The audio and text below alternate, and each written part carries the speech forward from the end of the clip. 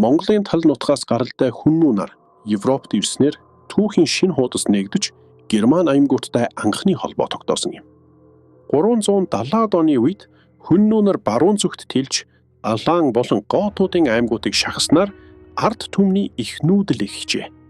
Вестгот, Остгот аймагуд хүннүүгийн довтолгооноос зүхтэж Ромын эзэнт гүрний хил рүү олноор нүүдэллэн орж ив. Акилла хааны удирдлага дор хүннүүгийн айрам Европын түүх хэсгэд хүчээ авч Гаал болон Италийн хотуудыг чиглэн довтолсон юм. Вандал, Свеби, Алан аймагуд хүннүүгийн даралтаас болж Рейн мөрний гатлан Франц, Испани, Хойд Африк руу шилжин сүршжээ. Эдгээр шилжилт хөдөлгөөнүүд Ромын хяналтыг суулруулж 476 онд баруун Ромын эзэнт гүрэн эцсийн байдлаар мөхөхөд хүргэсэн байна.